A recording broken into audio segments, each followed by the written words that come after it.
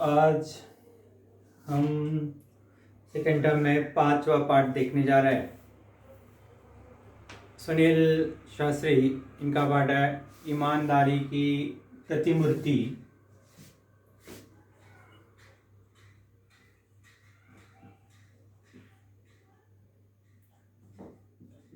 ईमानदारी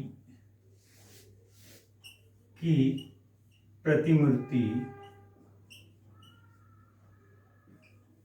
ईमानदारी की प्रतिमूर्ति। लेखक है उसके सुनील शास्त्री। सुनील शास्त्री, सुनील शास्त्री इनका पाठ है। सुनील शास्त्री अपने भारत के द्वितीय प्रधानमंत्री कौन? लाल बहादुर शास्त्री इनके पुत्र है। 1950 में इनका जन्म हुआ। आप राजनेता तो थे ही, राजनेता के अलावा आप कवि और लेखक भी है। आपको कविता, संगीत और सामाजिक कार्यों में विशेष लगाव आपको है। सामाजिक आर्थिक जो बदलाव है उस बदलाव पर अपने विचारों को आप हमेशा पत्र पत्रिकाओं के माध्यम से व्यक्त करते रहते हैं। आपकी प्रमुख कृतियाँ लाल बहादुर शास्त्री मेरे बाबूजी, इस पुस्तक का अंग्रेजी में अनुवाद भी हुआ है। यहाँ पर जो संस्मरण है, यह संस्मरण विधा है। उस संस्मरण में लेखक ने स्वर्गीय लाल बहादुर शास्त्री जी की ईमानदारी, सादगी, सरलता, सच्चाई और परदुख कातरता, दूसरों के दुख में दुखी होना, ये जो गुण है उन गुणों को बड़े अच्छे ढंग से उजागर किया है, हमारे सामने सुनील शास्त्री जी ने प्रस्तुत किया है। ये उनकी जीवनी है। हमने अपने जीवन में बाबूजी के रहते अभाव नहीं देखा। अभाव, अभाव, अभाव, कमी। जब तक हमारे बाबूजी थे हमें किस चीज की कमी नहीं थी या अभाव नहीं देखा। उनके न रहने के बाद जो कुछ मुझ पर बीता वह दूसरी तरह का अभाव था। वो नहीं रहे। उनके नहीं रहने के बाद सुनील शास्त्री जी कहते जो मुझ पर बीता वो दूसरी तरह का अभाव है, दूसरी तरह की कमियां है। मुझे बैंक में नौकरी करनी पड़ी। उनके न रहने से मुझे बैंक में नौकरी करनी पड़ी। लेकिन उससे पूर्व बाबूजी के रहते जब मैं जन्मा था तब वे उत्तर प्रदेश में पुलिस मंत्री थे। कारण लिखिए, वाक्य पूर्ण कीजिए, विधान पूर्ण कीजिए, उसके लिए आता है। वह कहते हैं कि उनसे पूर्व, लेकिन उससे पूर्व, उससे पहले बाबूजी के रहते मैं जन्मा था। बाबूजी के रहते जब मैं जन्मा था तब वे उत्तर प्रदेश में पुलिस मंत्री थे। उस समय गृह मंत्री को पुलिस मंत्री कहा जाता था। ध्यान में रखिए, वन सेंटेंस के लिए पूछा जाता है। किसे? गृह मंत्री को पुलिस मंत्री कहा जाता था। इसलिए मैं हमेशा कल्पना किया करता था, सोचता था कि हमारे पास ये छोटी गाड़ी नहीं, बड़ी आलीशान गाड़ी होनी चाहिए। कैसी? आलीशान, आलीशान, शानदार, बड़ी आलीशान गाड़ी होनी चाहिए हमारे पास, आलीशान, शानदार। तब वह कहते हैं कि मुझे लगता था कि हमारे पास ये छोटी गाड़ी नहीं। कब? जब वो गृह मंत्री थे, पुलिस मंत्री थे, तब मुझे लगता था कि हमारे पास छोटी गाड़ी नहीं, बड़ी गाड़ी होनी चाहिए। तो भी कैसी? आलीशान, शानदार गाड़ी हमारे पास होनी चाहिए। उसके बाद जब बाबूजी प्रधानमंत्री हुए, उसके बाद जब बाबूजी प्रधानमंत्री हुए तो वह जो गाड़ी थी वह थी इम्पला शेवरलेट। इम्पला शेवरलेट यह गाड़ी का नाम है, यह गाड़ी का नाम है। जब वह आ सकता है कि जब शास्त्री जी होम मिनिस्टर थे या पुलिस मंत्री थे तब उनके पास कौन सी गाड़ी थी? तब उनके पास इतनी महंगी गाड़ी नहीं थी, इतनी महंगी गाड़ी नहीं थी, छोटी गाड़ी थी। जब वो प्रधानमंत्री हुए तो उनके पास महंगी इम्पला शेवरलेट, उसे देख देख कर बड़ा जी करता कि मौका मिले और उसे चलाओ। जब भी गाड़ी देखता तो मुझे लगता कि कब मुझे ये गाड़ी चलाने को मिलेगी, 1 राउंड 2 राउंड कब मुझे गाड़ी चलाने को मिलेगी, क्योंकि वो गाड़ी ऐसी थी कि गाड़ी देख देख कर मेरा जी करता कि कब मैं ये गाड़ी चलाऊं। क्यों? क्योंकि प्रधानमंत्री का जो लड़का था, और प्रधानमंत्री का लड़का होना ये कोई मामूली बात नहीं है, बहुत बड़ी बात है। हमारे पापा का जो ओहदा है, हाँ मैं इनका बेटा हूं, वकील का बेटा हूं, डॉक्टर का बेटा हूं, लीडर का बेटा हूं, ये तो देश के प्रधानमंत्री थे, देश के प्रधानमंत्री थे। अभी प्रधानमंत्री का बेटा होना ये कोई मामूली बात नहीं है। सोचते विचरते कल्पना की उड़ाने भरते एक दिन वह मौका मिल ही गया। सोचते सोचते एक दिन वह मौका मिल ही गया। कौन सा? इम्पला शेवरलेट चलाने का, वो महंगी गाड़ी चलाने का मौका एक दिन मुझे मिल ही गया। धीरे धीरे हिम्मत भी खुल गई ऑर्डर देने की, धीरे धीरे हिम्मत भी खुल गई ऑर्डर देने की, लोगों से कहने की। हमने बाबूजी की निजी सचिव से कहा, निजी सचिव क्या बोलते हैं आप उसे, पीए, पर्सनल सेक्रेटरी, उनके जो निजी सचिव थे सहाय साहब, FIB के लिए आ सकता है, 1 सेंटेंस के लिए आ सकता है। क्या था उनके निजी सचिव का नाम? सहाय साहब। मैंने सहाय साहब से कहा जरा ड्राइवर से कहिए इम्पला लेकर रेजिडेंस की तरफ आ जाए। पूछा जा सकता है कि उन्होंने सहाय साहब से क्या कहा या किसने किससे कहा, उसके लिए भी ये प्रश्न पूछा जा सकता है। जरा ड्राइवर से कहना इम्पला लेकर रेजिडेंस की तरफ आ जाए, उल्टा पुल्टा कैसे भी पूछा जा सकता है। हमने सहाय साहब से कहा कि ड्राइवर से कहिए कि हमारी इम्पला गाड़ी है, लेकर रेजिडेंसी में आ जाए।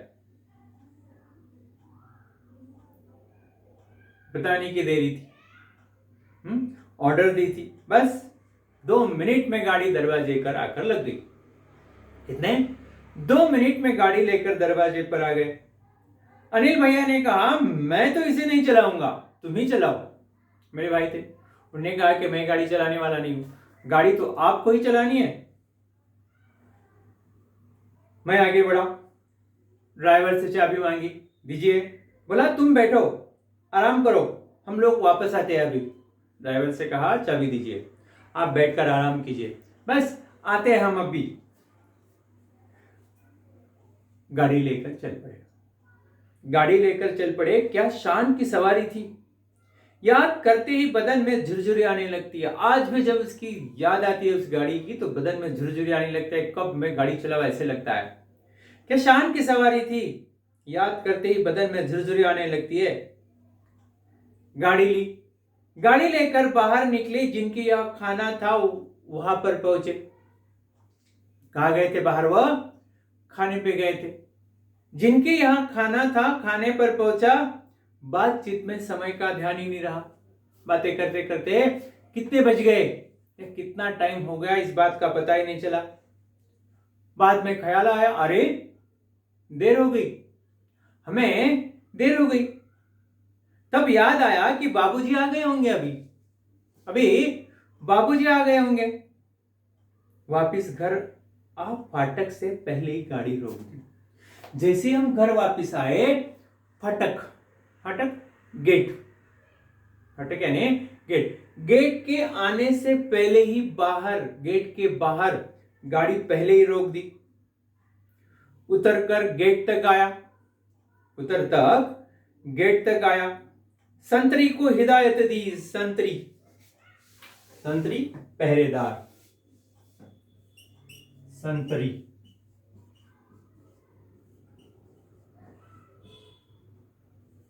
पहरेदार, हिदायत, सूचना, हिदायत, सूचना, हिदायत, सूचना। जैसे ही वो गाड़ी वहां पे रोक दी, गेट के पहले ही गाड़ी रोक दी, नीचे उतरा, गेट तक आया, वहां पर पहरेदार था, पहरेदार को सूचना दे दी। क्या सूचनाएं दी, ध्यान में रखो, ये भी आ सकता है वेब के लिए। सुनील शाया लेखक ने पहरेदार से दी हुई सूचनाएं, कौन सी सूचनाएं थी? सैल्यूट वैल्यूट नहीं, बस धीरे से गेट खोल दो। सैल्यूट, नमस्कार करते हैं ना, सैल्यूट साहब, सैल्यूट वैल्यूट नहीं, नमस्कार नहीं करना है, बस एक काम करो, गेट धीरे से खोल दो, और वह आवाज करे तो उसे बंद मत करो, खुला ही छोड़ दो, क्योंकि देर हो गई थी, रात हो गई, और रात में बाबूजी घर आ गए होंगे। मैंने ही वो पहरेदार से सूचना दी, गेट खोलो, लेकिन आवाज आती है गेट की तो बंद मत करो। बंद करते वक्त फिर से गेट की आवाज हुई तो बाबूजी जाग जाएंगे, या घर दरवाजे से बाहर आएंगे, घर से बाहर आएंगे, 10 सवाल पूछेंगे, कहाँ गए थे, क्यों गए थे, किस लिए गए थे, कैसे गए थे, कैसे गए थे, बिग चिन्ह है, बहुत बड़ा प्रश्न है। तो 10 सवाल पूछेंगे, आवाज यदि करता है तो गेट वैसा ही खुला छोड़ दो। क्यों? क्योंकि बाबूजी का डर था, बाबूजी उनके पिताजी, बाबूजी का डर था। वो खटपट सैल्यूट मारेगा तो आवाज होगी, खटपट सैल्यूट मारेगा तो आवाज होगी, और फिर गेट की आवाज से बाबूजी को हम लोगों के आने का अंदाजा हो जाएगा। सैल्यूट की आवाज, गेट की आवाज अंदर तक पहुंची तो हमारे बाबूजी को पता लग जाएगा कि हम लोग आ गए। आ जाएंगे तो बेकार में 10 सवाल पूछेंगे। अभी मैंने बताया कहाँ गए थे, क्यों गए थे, कैसे गए थे, इतनी देर कैसे हुई। आ गए तो बेकार में 10 सवाल पूछेंगे, कल देखेंगे, क्योंकि अभी बात ताजा है, सुबह तक उस बात पर पानी पड़ चुका होगा, बात पुरानी हो चुकी होगी। अभी आएंगे तो बात ताजा है, लेकिन बाद में सुबह मिलेंगे, सुबह देखेंगे, तब तक उसका जोश थोड़ा कम हो गया होगा, पानी पड़ चुका होगा। संतरी से जैसे कहा गया था वैसे ही उसने कहा, जैसे ही मैंने पहरेदार को कहा था वैसे ही पहरेदार ने किया। दबे पैर किचन के दरवाजे से अंदर घुसा, दबे पैर, धीरे धीरे धीरे धीरे किचन के पीछे के साइड दरवाजा था, उस दरवाजे से अंदर घुसा। अंदर मीन्स घर में गया, पीछे की साइड, किचन के साइड में दरवाजा था, उस दरवाजे से, मेन गेट से नहीं, मेन दरवाजे से नहीं, पीछे के गेट से अंदर में घुसा। जैसे ही अंदर गया, अम्मा मिल गई, अम्मा, मां, अम्मा मिल गई। मैंने पूछा, बाबूजी आ गए? कुछ पूछा तो नहीं? मैंने मां से कहा, बाबूजी आ गए? कुछ पूछा तो नहीं? बोली हाँ आ गए, पूछा था मैंने बता दिया। क्या कहा मां ने? उन्होंने बाबूजी आ गए, आ गए, कुछ पूछा था? मां ने कहा पूछा था मैंने बता दिया। बस आगे कुछ कहने की हिम्मत ही नहीं पड़ी। आगे क्या कहता, मां ने सब कुछ कह दिया है। यह जानने सुनने के कि बाबूजी ने क्या कहा, फिर हिदायत दी कि सुबह किसी कमरे में मत भेजिए।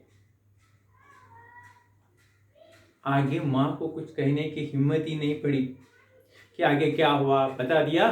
फिर बाबूजी ने क्या कहा यह कहने की भी हिम्मत नहीं पड़ी। फिर मां से कह दिया, सूचना दी कि सुबह मेरे कमरे में किसी को मत भेजिए, सुबह मेरे कमरे में किसी को मत भेजिए, रात देर हो गई है, सुबह तक सोना चाहता हूं, या सुबह देर तक सोना चाहता हूं। ध्यान में रखिए, पूछा जा सकता है, वाक्य पूरा कीजिए। सुबह कमरे में किसी को मत भेजिए, क्यों? डैश डैश डैश, क्योंकि रात हो गई है, देर तक सोना चाहता हूं। सुबह 5:30 बजे, 5:30 पौने 6 बजे किसी ने दरवाजा खटखटाया। खटखटाना, नॉक करना। 5:30 पौने 6 बजे दरवाजे पर दस्तक पड़ी, नींद टूटी। नींद टूटना, नींद खुलना। नींद टूटी, मैंने बड़ी तेज आवाज में कहा, देर रात को आया हूं, सोना चाहता हूं, सोने दो। जैसे ही दरवाजे पर दस्तक पड़ी, मैंने क्या कहा, रात देर को आया हूं, तेज आवाज में बड़ी जोर से कहा, रात देर को आया हूं, सोना चाहता हूं, सोने दो। यह सोचकर कोई नौकर होगा, मेरे लिए चाय लेकर आया होगा। मुझे ऐसे लगा कोई नौकर होगा, मेरे लिए चाय लेकर आया होगा। इतना कहने के बाद भी फिर भी दस्तक जारी रही, फिर भी दरवाजे की आवाज पड़ती रही। दस्तक दस्तक, दरवाजे की आवाज, नॉक करने की। झुंझलाता, जोर से बिगड़ने के मूड में दरवाजे की तरफ बढ़ा, बड़बड़ाता हुआ। झुंझलाता, झुंझलाना,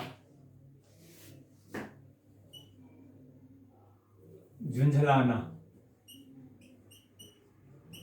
झुंझलाना।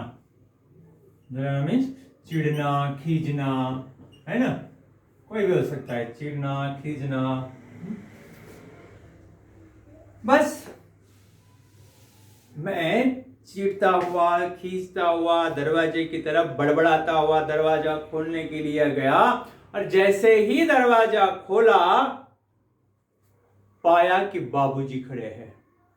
जैसे ही मैंने दरवाजा खोया तो सामने पिताजी दिखाई दिए। जैसे ही दरवाजा खोला पिताजी दिखाई दिए।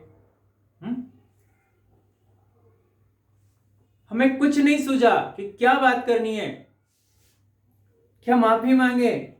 बस बेध्यानी में कह गया, बेध्यानी में कह गया था, उनसे माफी मांगी, सॉरी, बेध्यानी में कह गया था, बेध्यानी में, लापरवाही से, बेध्यानी, लापरवाही से, मेरा ध्यान नहीं था। लापरवाही यानी बात करने से पहले सोचना चाहिए कि सामने वाला कौन है, कौन आवाज दे रहा है। इसलिए मैंने कहा सॉरी, माफी मांगी, और बेध्यानी में कह गया। वे बोले कोई बात नहीं, आओ आओ, हम लोग साथ मिलकर चाय पीते हैं, हम लोग साथ साथ मिलकर चाय पीते हैं। हमने कहा कोई बात नहीं, ठीक है, आ जाओ बाहर, हम लोग साथ साथ मिलकर चाय पीते हैं। हमने कहा ठीक है।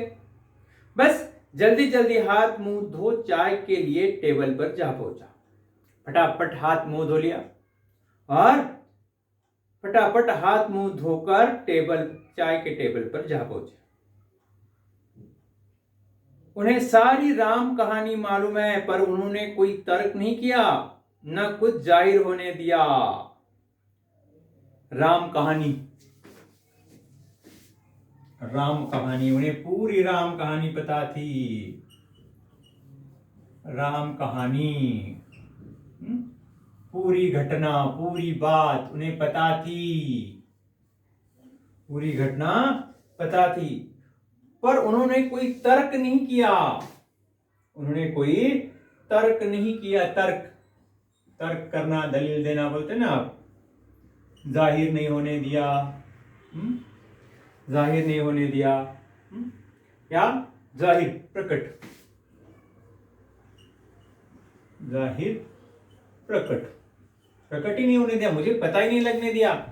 जैसे ही उन्होंने जब टेबल पर पहुंचा तो उन्हें पूरी राम कहानी पता थी। मालूम था कि मैं कहाँ गया था, क्यों गया था, कब आया, लेकिन उन्होंने मेरे ऊपर कोई जाहिर नहीं होने दिया, प्रकट नहीं होने दिया, कोई बात नहीं कही। कुछ देर बाद चाय पीते पीते बोले, अम्मा ने कहा तुम लोग आ गए हो, पर तुम लोग कहते हो रात बड़ी देर से आए हो, कहाँ चले गए थे?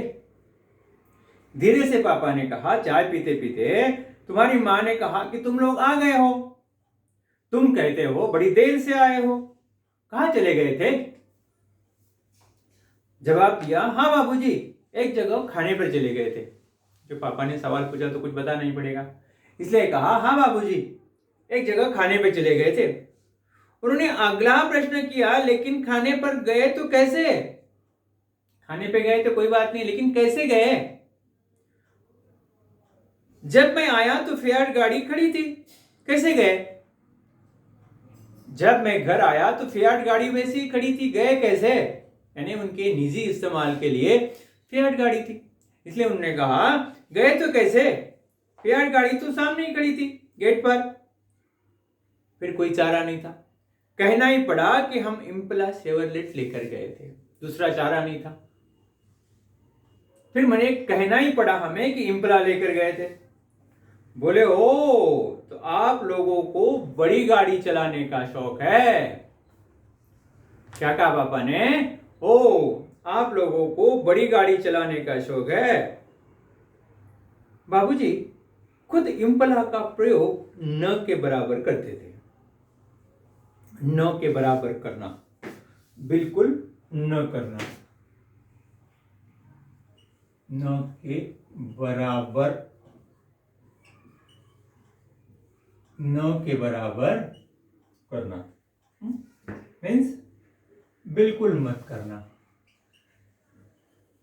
बिल्कुल न करना मीन्स वह इम्पला का प्रयोग न के बराबर करते थे। कभी तो भी एक आध बार इस्तेमाल किया तो किया, वह भी कब, वह किसी स्टेट गेस्ट के आने पर निकलती थी।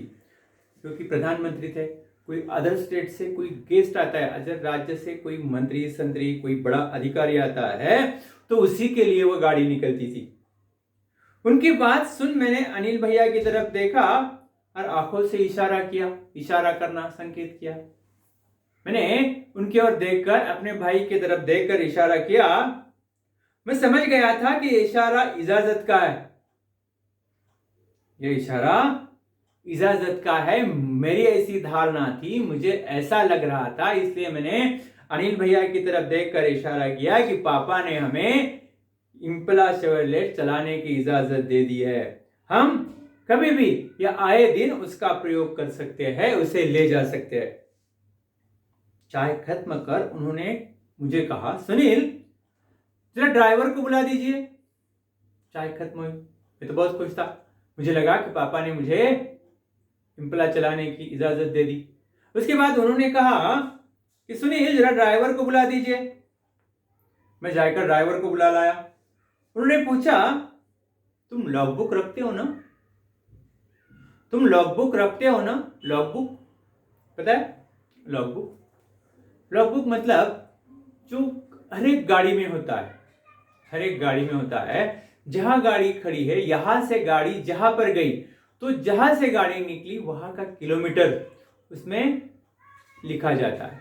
यहां से निकली इतना किलोमीटर था, वहां पर पहुंची इतना किलोमीटर, वहां से निकली तब भी नोट होता है, इतने किलोमीटर से गाड़ी यहां से निकली, जहां पहुंची कितने किलोमीटर, वह लॉग बुक होता है, उसे लिखा जाता है। इसलिए उन्होंने ड्राइवर से पूछा तुम लॉग बुक रखते हो ना? उसने हाँ में उत्तर दिया, जी हाँ। उन्होंने आगे कहा हाँ, एंट्री करते हो, रखकर क्या फायदा, उसमें एंट्री होनी चाहिए। यहां से गाड़ी निकली इतना किलोमीटर, वहां पहुंची इतना किलोमीटर, वहां से वहां गई इतना किलोमीटर, तो एंट्री करते हो। कल कितनी गाड़ी इन लोगों ने चलाई, कल कितनी गाड़ी इन लोगों ने चलाई? तो बोला 14 किलोमीटर। ध्यान में रखो वेब के लिए, कितनी, 14 किलोमीटर। उन्होंने हिदायत दी, उसे सूचना दी, उसमें लिख दो 14 किलोमीटर निजी उपयोग, निजी उपयोग। निजी उपयोग लिखने की क्या जरूरत थी, निजी उपयोग लिखने की जरूरत क्या थी? गाड़ी तो उनकी थी, गवर्नमेंट ने उन्हें दी थी, सरकार ने, फिर जरूरत क्या थी लिखने की? लेकिन वह गाड़ी वह कोई बाहर का गेस्ट आने पर ही निकालते थे, खुद के काम के लिए नहीं, खुद के काम के लिए दूसरी गाड़ी थी। इसलिए उन्होंने कहा कि पर्सनल काम के लिए यह गाड़ी गई थी 14 किलोमीटर तक। तब भी उनकी बात हमारी समझ में नहीं आई, जाने दो, बताया होगा पापा ने। तब भी हमारी समझ में नहीं आया कि पापा ऐसे क्यों कह रहे हैं। फिर उन्होंने मुझे अम्मा को बुलाने के लिए कहा। फिर उन्होंने कहा ठीक है, अम्मा को बुला लाइए। अम्मा उनकी मां को बुलाने के लिए कहा, मां आ गई। अम्मा जी के आने पर वे बोले साहब से कहना 60 पैसे प्रति किलोमीटर के हिसाब से पैसे जमा करवा दे। क्या कहा उन्होंने अम्मा से कि सहाय साहब से कह दे। सहाय साहब कौन थे? उनके निजी सचिव, पर्सनल सेक्रेटरी।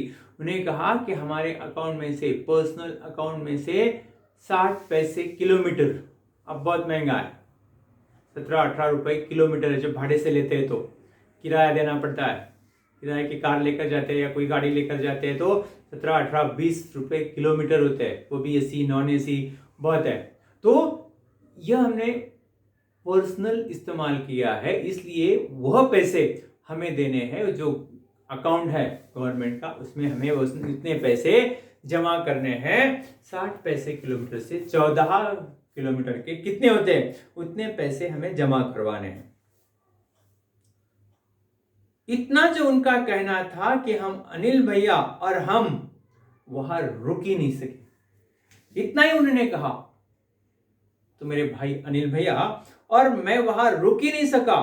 जो रुलाई छूटी तो वह कमरे में भागकर पहुंचने के बाद भी काफी देर तक बंद नहीं हुई। हमें इतना रोना आया, इतना रोना आया कि वहां से रोते रोते कमरे में पहुंच गए। कमरे में पहुंचने के बाद भी हमारा रोना बंद नहीं हुआ। दोनों ही जन देर तक फूट फूट कर रोते रहे। फूट फूट कर रोना मुहावरा है, जोर जोर से रोना।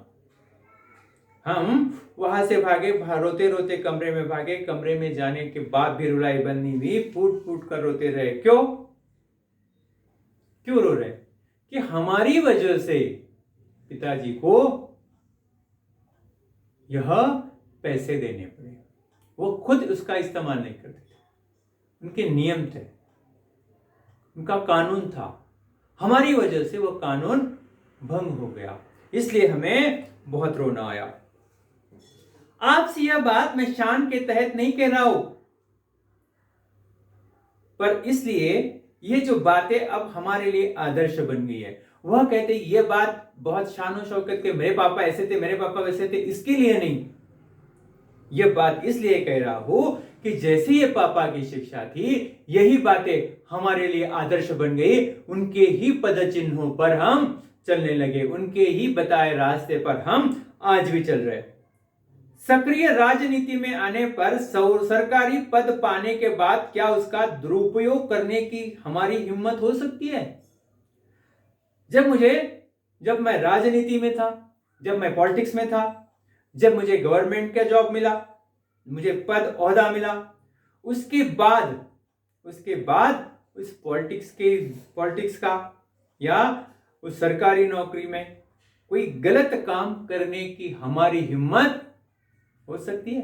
कभी नहीं, क्योंकि हमारे बाबूजी ने हम पर जो संस्कार किए थे वो अब भी है। आप ही सोचे, जब मेरे बच्चे अब कहते हैं कि पापा हमें साइकिल से भेजते हैं, जब मेरे बच्चे वही संस्कार हम पर हुए, हमारे बच्चे अभी हमें कहते हैं पापा हमें साइकिल से भेजते हैं, पानी बरसने पर रिक्शे से स्कूल भेजते हैं, हम साइकिल से जाते हैं, जब बहुत बारिश होती है तो रिक्शे से स्कूल जाते हैं। पर कितने ही दूसरे लोगों के लड़के सरकारी गाड़ी में आते हैं, हम हमें साइकिल के भेजते हैं, ऑटो से भेजते हैं। लेकिन दूसरे जो हमारे दोस्त है, उनके पापा जो है वो सरकारी दफ्तर में है, उन्हें छोड़ने के लिए सरकारी दफ्तर से गाड़ी आती है।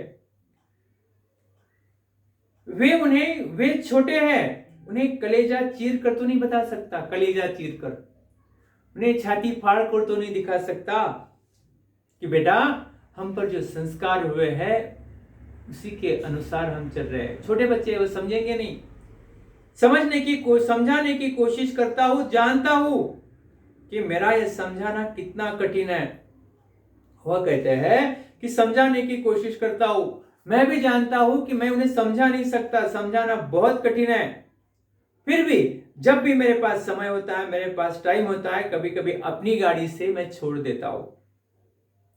अपना सरकारी ओहदा छोड़कर आया हूं, ओहदा पोस्ट, अपना सरकारी ओहदा, सरकारी नौकरी छोड़कर आया हूं, और आपके साथ यह सब फिर जिक्र कर तनिक ताजा और नया महसूस करता हूं।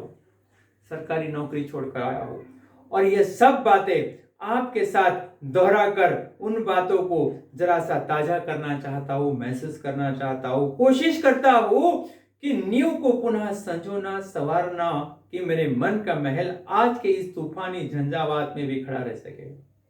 कोशिश कर रहा हूं कि उस नींव को, नींव बेस, जो बेस है, उन्हें फिर से सजाना चाहता हूं, संवारना चाहता हूं। क्यों? क्योंकि ये मेरा मन का महल आज इस तूफानी झंझावात में, क्योंकि आजकल देखते हैं हम कैसा माहौल चल रहा है, जहां देखो कैसे लोग बर्ताव कर रहे हैं, अपना पराया कोई नहीं है, कोई भेद नहीं समझते हैं। तो इस माहौल में ये तूफानी झंझावात है। इस तूफान में मेरे मन को मैं खड़ा कर सकूं, कि इस माहौल में भी मेरा ऐसा काम करने का मन न हो, मेरी हिम्मत ना पड़े। बाकी नेक्स्ट लेक्चर। धन्यवाद।